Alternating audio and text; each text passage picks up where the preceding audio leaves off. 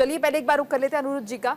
अनिरुद्ध जी क्या कहेंगे, कितनी बड़ी चुनौती, क्योंकि हर तरफ तो विरोधाभास के सुर ही दिखाई दे रहे हैं, एक के बाद एक इस्तीफे, एक के बाद एक इस्तीफे। देखिए, जब चुनाव होता है और हर व्यक्ति को इच्छा होती चुनाव लड़ने की, हर कार्यकर्ता की इच्छा होती चुनाव में टिकट पाने की, चुनाव लड़ने की, तो वो सारी चीजें आती हैं सामने, लेकिन उसका विशेष असर कुछ नहीं पड़ता। वो सब लोग घर में चले आते हैं वापस, और बहुत ऐसा कोई इसका विशेष असर नहीं पड़ता है। मेजर चीज ये होती है कि इस चुनाव में हम लोग जा रहे हैं 10 साल जो हम लोग अच्छी गुड गवर्नेंस की गवर्नमेंट वहां पे दिया है, जो वहां पे एक तरीके से हरियाणा को पीछे कर दिया गया था।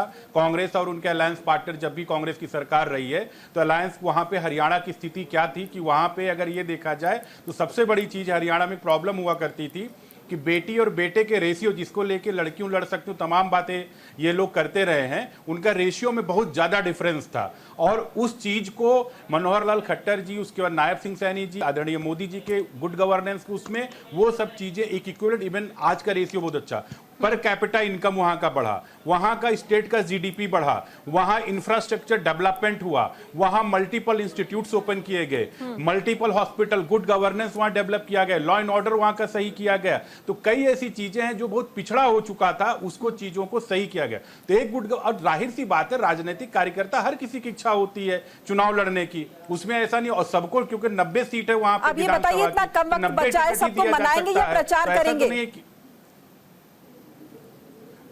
नहीं, प्रचार मनाना ये सब चलता है। भारतीय जनता पार्टी कभी भी हमेशा चुनाव के मोड में हम लोग रहते हैं। हम अगर एक चुनाव जीतते हैं तो दूसरे चुनाव की तैयारी करते हैं। अगर 2019 में हमारी सरकार बनी, 2024 की तैयारी कर दिए थे। तो ऐसा नहीं होता है कि वहां पे मनाना और ये है, भाई हर कोई है।